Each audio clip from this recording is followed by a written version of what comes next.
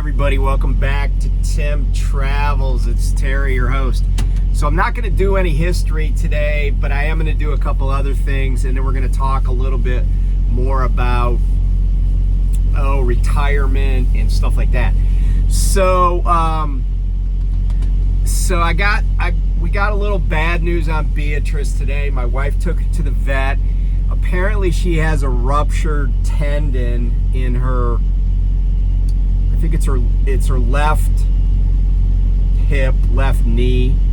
And there's not a lot other than a $5,000 surgery that may or may not be successful that we can do for it. So, she's probably not going to be able to play as hard as she likes to. We'll get her some, pain meds and stuff like that. And since I don't think she's going to be on the truck anytime soon, or maybe at all in the future, because she doesn't like it when I pick her up. I mean, she's not that heavy. I can pick her up and put her in the truck, but she likes to jump in. She likes to jump out, and especially getting out, she doesn't like me to pick her up. So that's why I say I'm not sure if she's going to be on the truck again. But here's some pictures of B if you need a B fix. And I have pictures of her in all the trucks I've ever had. So enjoy.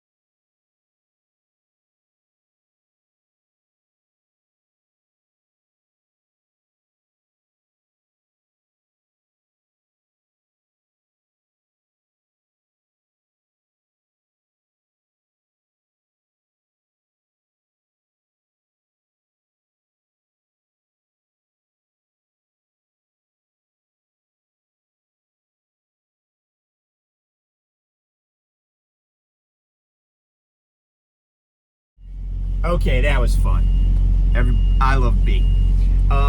Okay, so I gotta tell you, this is totally bizarre, totally almost off topic, except, the safety video, if you're at Prime, the safety video where there's this guy that slams a truck door and he's wearing a flannel shirt and he talks,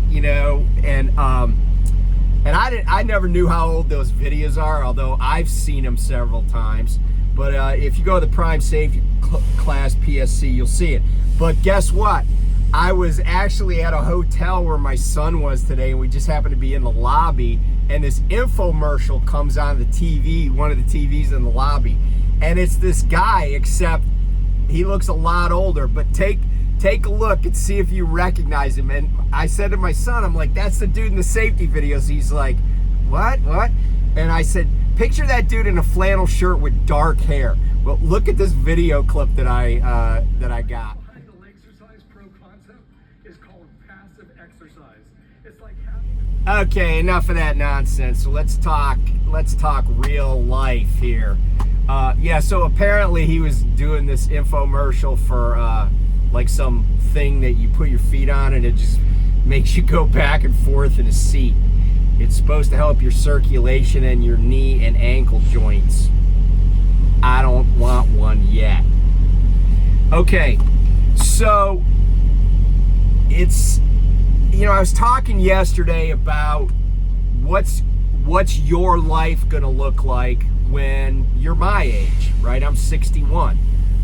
What's your life gonna look like? And this applies no matter what you're doing, because any work is hard, right? Unless you're I guess it's a masochist and you just want to be at work. Now you can enjoy your work, you can have camaraderie at work, you know, you can have all that stuff, but at the end of the day, your work, unless you're like in the military or work for the government or something, your work is probably enriching somebody. It's making somebody more wealthy. Whether it's your company, whether it's your company's shareholders, whether it's the owner of the company, you know, and so you want to have something to show for it at the end.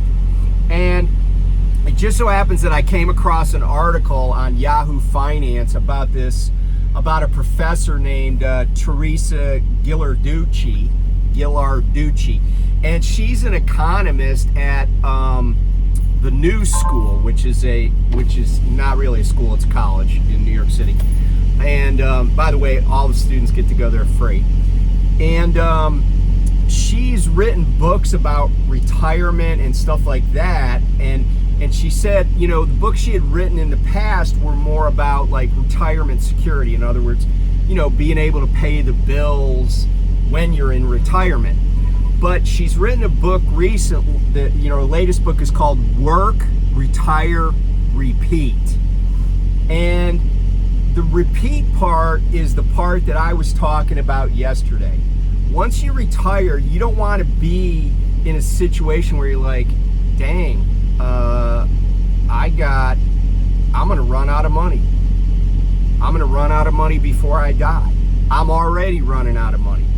Oh, and by the way, when I was in the financial services industry, research showed that people who are recently retired, so think maybe like the first 3 years of retirement, they actually spend more than they were spending in the last few working years.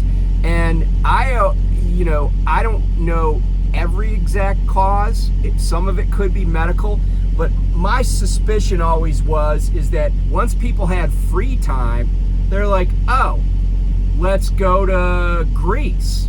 Oh, let's fly to see the grandkids. Oh, let's take the grandkids to Disney World.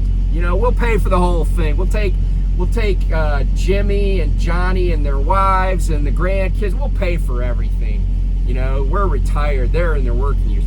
And people end up spending a lot more than they thought they were going to. Also, a lot of times people, once they retire, they move somewhere. And I'm here to tell you that if you've never moved, it's never not costly. I don't care if you rent a U-Haul.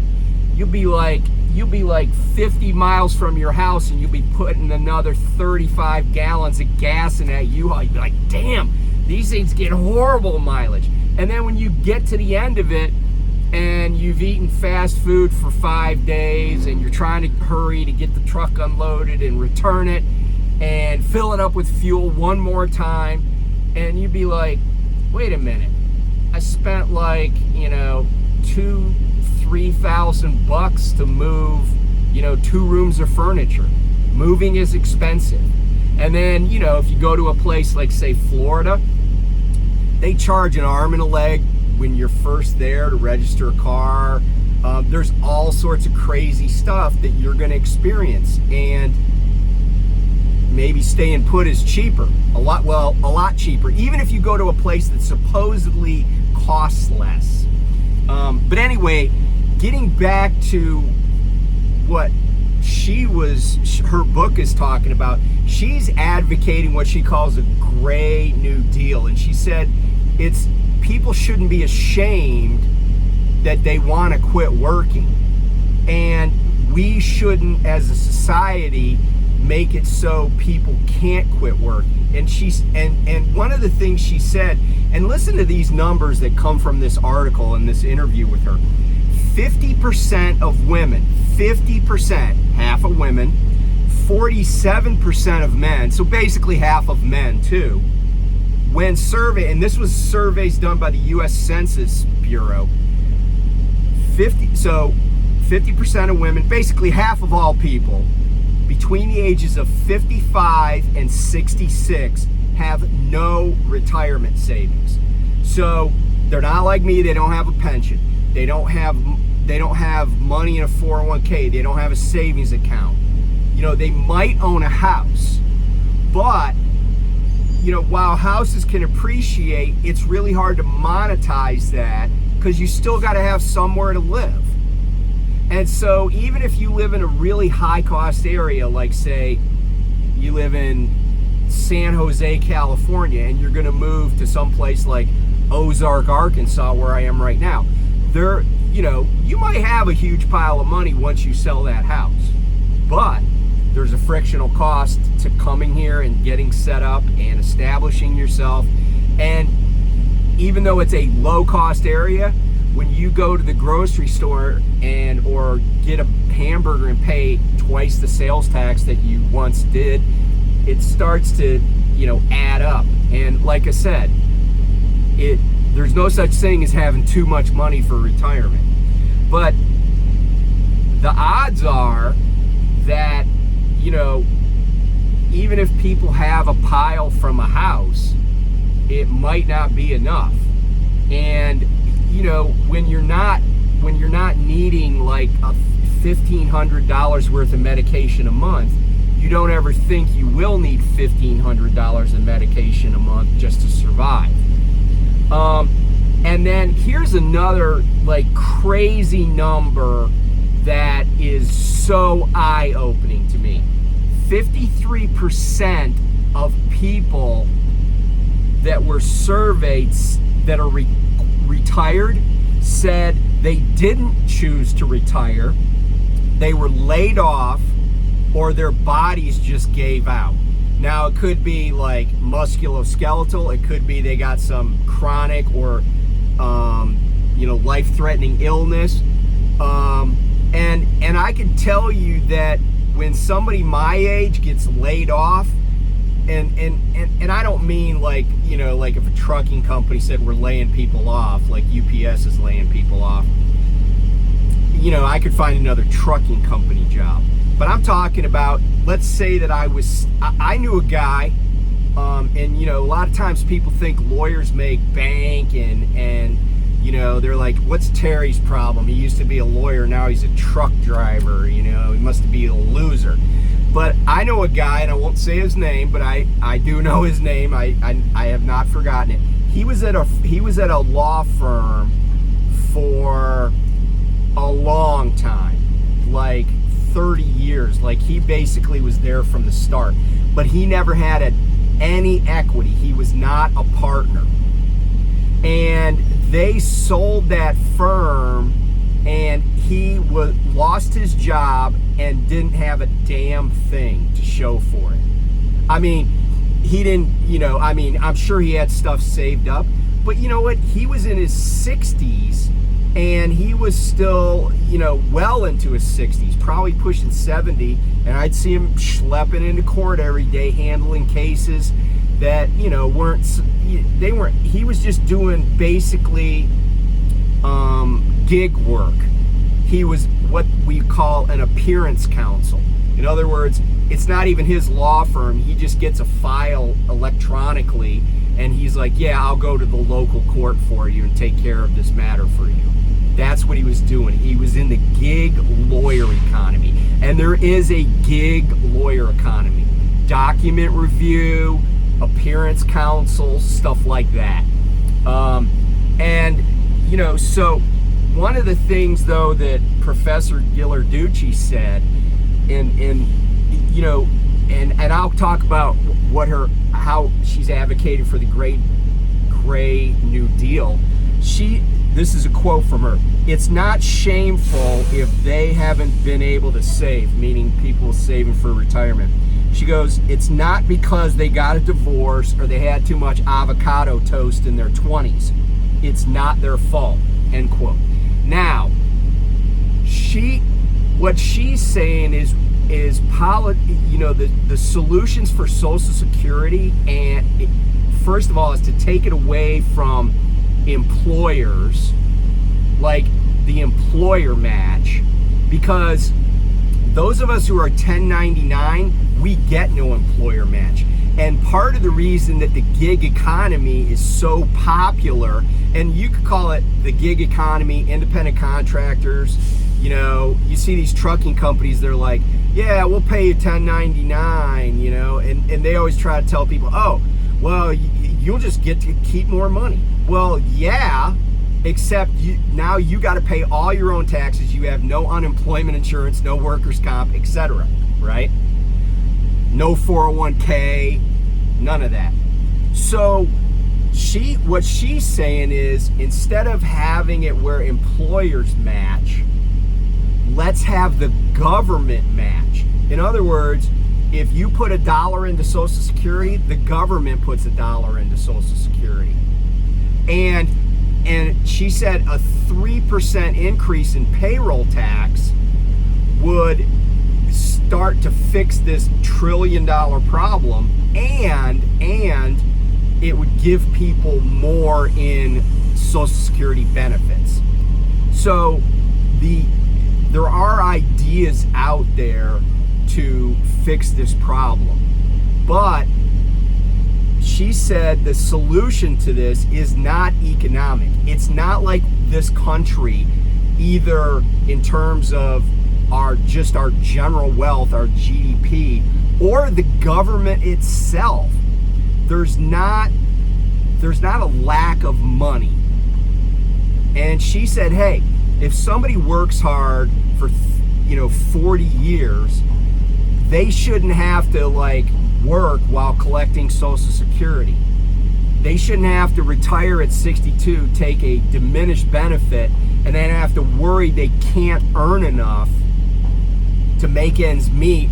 Because if you earn too much and you've taken Social Security before your full retirement age, they offset what you make. And just to give you an example, I looked at myself for age 62, and I think my benefit was around, at age 62, was around maybe like $1,900 a month, but let's say $2,000. But here's the deal, I couldn't earn any more than $18,000 a year and not have that offset against my Social Security benefit. Now, if you stay to full retirement age, and by the way, a lot of people my age and younger don't know that if you were born after 1960, your full retirement age for Social Security purposes is age 67. Get it out of your head that 65 is the magic number. It's not. If you want full benefits, 67, unless you were born in the 50s or earlier. So, I'm going to talk a little bit more about different strategies that I think can work for people. And I'm not going to give investment advice. I really just want people to know about everything that's out there. But let me just say this, and I'm going to throw a couple of terms out here. And these are important because it really does illustrate the difference between, say, a 401k and a pension. Okay, so there are two kinds of retirement plans: defined contribution and defined benefit. And a 401k is a defined contribution. What it means is we know exactly how much money's going into it. It's everything you put in and then whatever match you get from your employer or employers along the way. That's a defined contribution, right? We definitely know what the contribution is. But a pension is a defined benefit. And what that means is no matter how much was put in, what the benefit is not going to change. The benefit is defined. So you know how I told you I put no money into my pension, okay? My benefit is still defined. And it's defined by two things. One is what my pay grade was and how much service I had when I retired, and then COLAs every year, cost of living adjustments, that define it, and it can't go down. Once a COLA is implemented, it will never go down, okay? And the reason I share that is because I have friends who are teachers. Now they have to put like 40% like between them and their school district, 40% of, they have to pour money into this plan. And on the back end, so they're putting in 10 to 20% or whatever. And on the back end, they're only looking at after 30 years of getting about 40%. But it is guaranteed to not dry up before they die, okay? And in some cases, there's survivor benefits too. That's a defined benefit program as opposed to a defined contribution program. So anyway, that's it for today. I've had people reach out to me. I've talked to several people. I was at Springfield, met some new friends, saw some old friends, passed out some t-shirts. I'm going to deliver here down the road at Walmart in Clarksville, and then I'm going back up to Springfield. But anyway, be safe out there, and I will talk to you soon. Bye.